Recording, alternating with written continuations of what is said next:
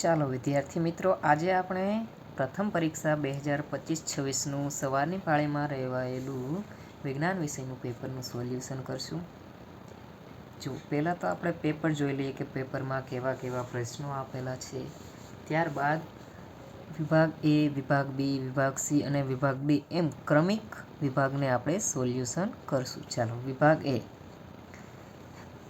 વિભાગ એમાં છે કે પાણી માટે બાષ્પીભવન ગુપ્ત ઉષ્માનું મૂલ્ય જણાવો.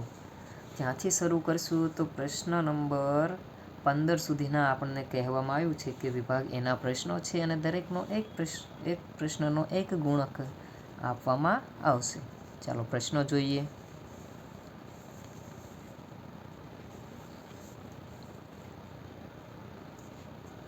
ચાલો આ હતા પ્રથમ પેજ ઉપર આવેલા પ્રશ્નો. ચાલો બીજા પેજના જોઈએ.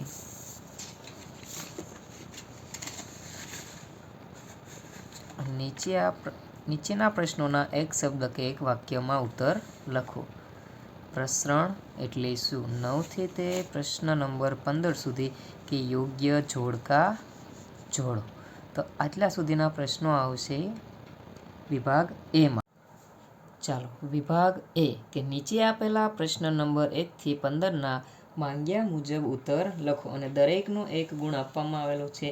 એમાં વિકલ્પ નંબર 1 કે પાણી માટે બાષ્પીભવન ગુપ્ત ઉષ્માનું મૂલ્ય જણાવો. તો તમે બધા ભણી જ ગયા છો કે એનું ગુપ્ત ઉષ્માનું મૂલ્ય કેટલું હોય. તો પ્રશ્ન નંબર 1માં જવાબ આવશે એ. કેટલું છે? તો કે 2.25 × 10⁶ જૂલ કિલોગ્રામ ઇન વર્ષ. ચાલો ત્યારબાદ છે MCQ નંબર 2 અને એનો જવાબ. હવે MCQ નંબર 2માં શું આપેલું છે કે 20% W/W સોડિયમ સલ્ફેટનું દ્રાવણ 100 ગ્રામ પાણીમાં બનાવેલું છે. તો આ દ્રાવણમાં સોડિયમ સલ્ફેટનું દળ શોધો. તો એમાં જવાબ આવશે સી, 25 ગ્રામ. આ પણ તમે ભણી ગયા છો. એમાં સૂત્ર મૂકીને ડાયરેક્ટ તેનો જવાબ મેળવવાનો હતો. ત્યારબાદ છે પ્રશ્ન નંબર 3.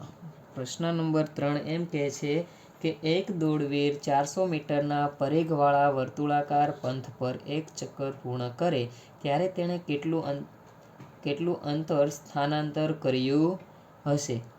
હવે એમ કે છે સ્થાનાંતર, કેટલું અંતરનું સ્થાનાંતર કર્યું હશે? તો તેમાં જવાબ આવશે ડી. જવાબ ડી. કેટલું આવશે? 0. શા માટે? તો કે જ્યાંથી શરૂ કર્યું ત્યાંને ત્યાં પાછો આવ્યો તો એને મૂળ સ્થાન ઉપર આવતા 0 સ્થળાંતરણ કરેલું છે. ત્યારબાદ પ્રશ્ન નંબર 4 કે એક ડાયન બરાબર ખાલી જગ્યા ન્યૂટન થશે. ચાલો એક ડાયન બરાબર કેટલા ન્યૂટન થાય? બધાને ખબર જ છે જવાબની. તો તેમાં આવશે 10⁻5 ન્યૂટન. ઓપ્શન નંબર સી કે 10⁻5 ન્યૂટન. ચાલો ત્યારબાદ છે ખાલી જગ્યા પૂરો. શું છે? ખાલી જગ્યાઓ પૂરો. ખાલી જગ્યાઓ પૂરો. 5 નંબરની ખાલી જગ્યા કે તાપમાનના વધતા પ્રસરણ વધુ ખાલી જગ્યા બને છે. હવે એમાં ઓપ્શન આપ્યા છે કે ધીમું બનશે, ઝડપી બનશે કે સરળ. તો તમને ખબર છે કે તાપમાન જેમ જેમ વધે તેમ પ્રસરણ શું થાય? ઝડપી બનશે. શું થશે? ઝડપી. તો એનો જવાબ આવશે ઝડપી બનશે. ત્યારબાદ છે ખાલી જગ્યા નંબર 6 કે ખાલી જગ્યા એટીપી સ્વરૂપે ઉર્જા મુક્ત કરે છે. એમાં ખાલી જગ્યામાં પણ ઓપ્શન છે કે કોષ કેન્દ્ર, તારા કેન્દ્ર કે કણાભ સૂત્ર. તો તેના જવાબમાં આવશે શું આવે? કણાભ સૂત્ર. શું આવશે? કણાભ સૂત્ર. પ્રશ્ન નંબર 7 કે નિયમિત વર્તુળાકાર ગતિ કરતા પદાર્થની રેખીય ઝડપ શોધવા માટેનું સૂત્ર ખાલી જગ્યા છે. તો તેમાં જવાબ આવશે v બરાબર 2πr/t. ત્યારબાદ પ્રશ્ન નંબર 8 અને એનો જવાબમાં આવશે, પહેલાં તો પ્રશ્ન વાંચીએ કે ધાન્ય આપણને ખાલી જગ્યા પૂરા પાડે છે. તો ધાન્ય આપણને બધાને ખબર છે કે શું પૂરું પાડે. એમાં ઓપ્શન આપ્યા છે કે પ્રોટીન, ચરબી કે કાર્બોદિત. તો બધા વ્યક્તિને ખબર છે કે ધાન્ય આપણને કાર્બોદિત પૂરા પાડે છે. કાર્બોદિત. ચાલો આગળ છે કે નીચેના પ્રશ્નોના એક વાક્યમાં ઉત્તર લખો. શું છે કે નીચેના પ્રશ્નોના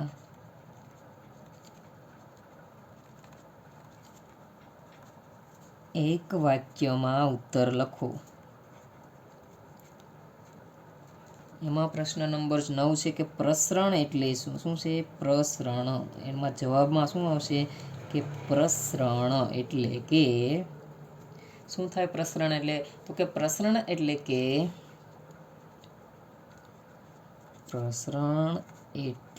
કે કણોનું વધુ સંકેન્દ્રણ,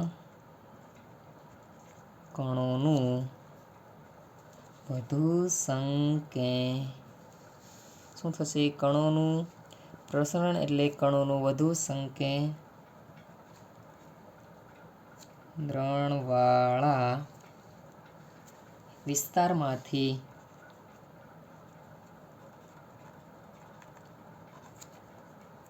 ઓછા સંકેન્દ્રણવાળા વિસ્તાર તરફ ગતિ.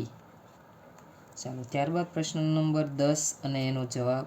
તો પ્રશ્ન નંબર 10 શું કહે છે કે નિયમિત વર્તુળાકાર ગતિ કરતો પદાર્થ પ્રવેગિત ગતિ કરે છે કે નિયમિત વેગવાળી ગતિ કરે છે? તેમાં એવું જવાબ આવશે કે પ્રવેગિત ગતિ કરે છે. શું કરે છે?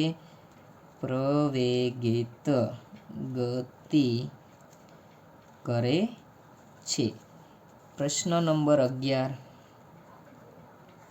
એનો જવાબ શું છે? પ્રશ્ન નંબર 11 તો કે કોઈ પદાર્થનું જડત્વનું માપ શાના દ્વારા નક્કી કરી શકાય છે?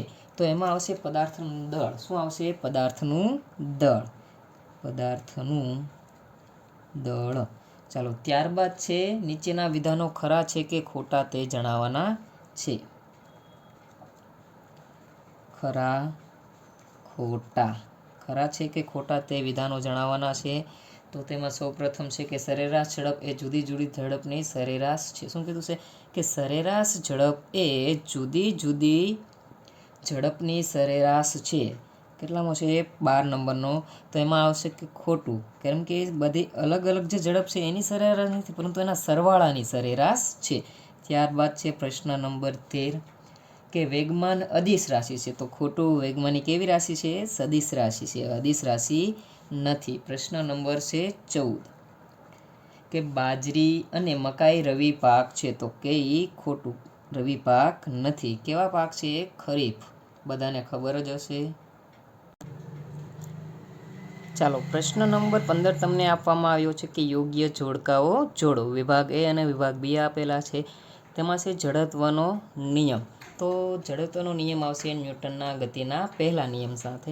એટલે કે પહેલા માટે આવશે ઓપ્શન બી. પહેલા સામે આવશે બી. ત્યારબાદ છે 2 નંબર કે બંદૂક દ્વારા ગોળી છોડવાની ઘટના. તો એ કામ કરશે ન્યૂટનના ગતિના ત્રીજા નિયમ, એટલે બીજા સામે આવશે સી. તો અહીંયા આપણો પાર્ટ એ પૂર્ણ થાય છે.